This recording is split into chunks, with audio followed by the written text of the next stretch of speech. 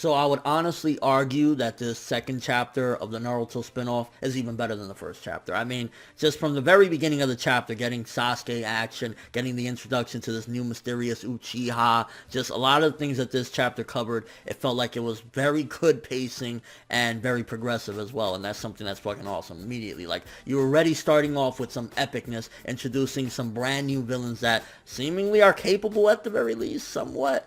And you're doing it in a way where you're still including the new characters in the new generation. And one of the things to note as well is Boruto wasn't even in this second chapter, which is very interesting because, again, I thought that he was going to be the star of this new manga. I thought it was going to be seeing his journey and his problems, but that's kind of saying something, that this really isn't necessarily about Boruto and that story in particular, because we've seen that story already, and it might still linger around. We might get little different obstacles, and again, the new movie is definitely going to focus more on Boruto, which is probably why we're not necessarily focusing on him, because it's like, okay, we'll save his story for the big screen, but we're going to focus more on Sarada. So honestly, I would have been fine with this being called Sarada and the Origin of the Uchiha or something along the lines of that. That would have been fine with me, because again, the more interesting parts thus far of this manga have been about Sarada, her origins, Sasuke, Karin, and all that stuff. So yeah. So in the beginning of the chapter with the Sharingan-eyed Celebi attacking Sasuke, I'm sorry, dude looked like a Celebi. Like, his head and everything just looked like a Celebi.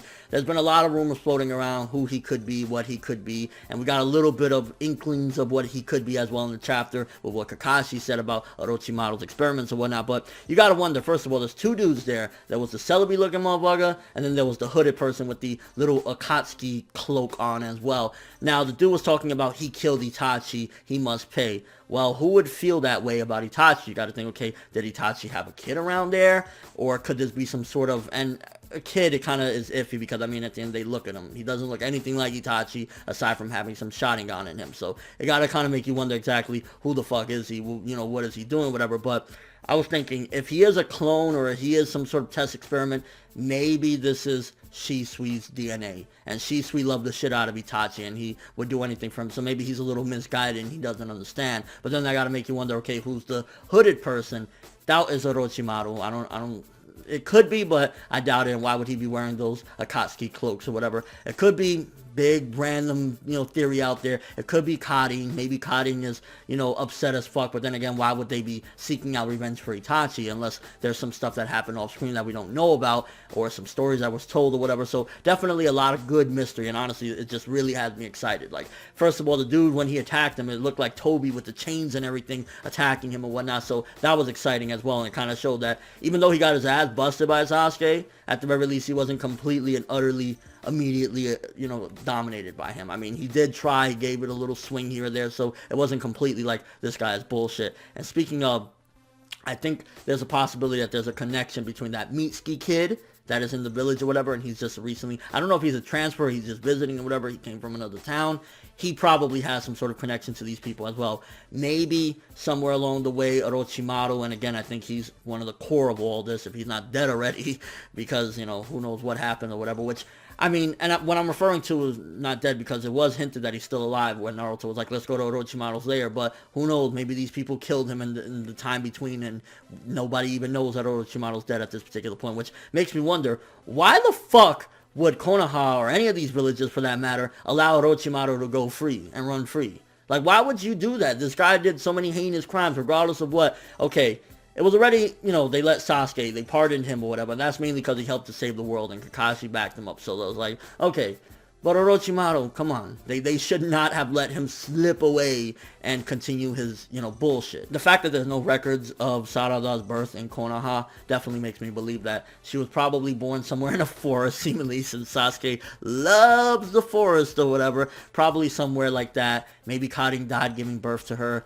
and Sasuke one day just showed up and said, hey, here, Sakura, like, give me some nudes and take this girl or whatever. I don't fucking know, but I think that that's mainly what happened. Like, she was born out during an adventure somewhere in the woods or something along the lines of that, and Sasuke probably had to deliver his own daughter, and it's kind of probably something tragic, but it definitely got to make you wonder as well, is Sasuke that big of an asshole? Like, he must have some really good reason. If not, like, there's technology out there, and I know he's on a mission, and Naruto said, you know, okay, his technology is probably not working because of where he's at or whatever, but at the end of the day, he does seemingly have a phone.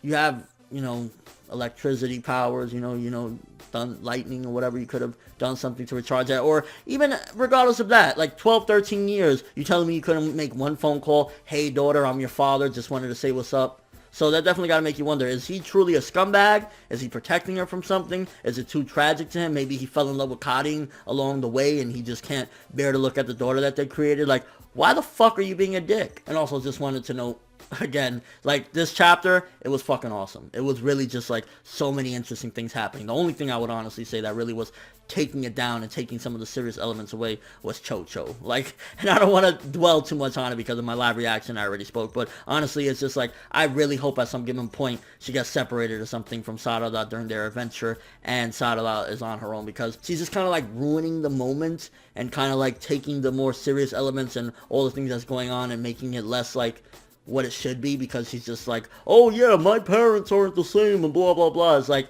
first of all, you sound like an idiot. Like, come on, stop it. And it just takes away from some of the elements. That's the only thing I will say about this chapter, that I was just like, I don't give a fuck. Get Cho-Cho the fuck out of here. Send that bitch with the Tontadas in One Piece or something. And also, let's be real here, Naruto's not going to sense two not even Genins following him. Come on. But with all that being said, still nonetheless, really fucking awesome chapter, honestly. The introduction of these villains, seeing Sasuke is on missions, and finding out that he seemingly is working under Naruto. Like, he's doing missions for Naruto here and there. So his little solitude, going on his walks or whatever around the world is over now. And again, that's probably due to the death of Karin and maybe all Otaka as well. So you gotta wonder again, what the fuck happened to them? Where's Jugo? Where's Suigetsu?